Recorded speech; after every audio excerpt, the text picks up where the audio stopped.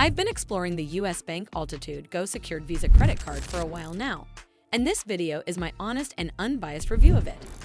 I'll walk through the key features, potential downsides, and important things to consider, so by the end, you'll have a clearer understanding of how this credit card actually works.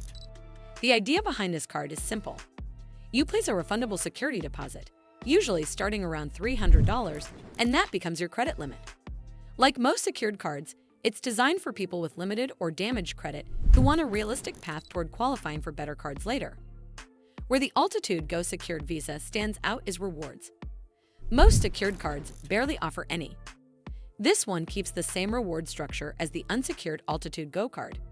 You earn strong rewards on dining, along with smaller rewards on groceries, gas, and streaming services. For a secured card, that's surprisingly competitive, and it makes everyday spending feel less like a credit-building chore. Another positive is the lack of an annual fee. Many secured cards charge one, especially those that offer rewards. Not having that extra cost makes the card easier to keep long-term while you build your credit history. US Bank also reports to the major credit bureaus, which is essential for improving your credit profile. With responsible use, meaning paying on time and keeping balances low, the card can help establish a solid payment history. However, there are some limitations worth mentioning.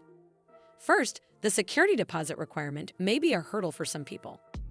You have to tie up that cash just to open the account, and your credit limit usually won't exceed the amount you deposit. Second, approval can be slightly stricter than some beginner secured cards. US Bank sometimes looks for a basic banking relationship or a cleaner recent credit record compared to ultra-lenient options. There's also no guaranteed automatic upgrade path to an unsecured card. While upgrades can happen, it's not always predictable, which means some users may eventually choose to apply for a different card instead.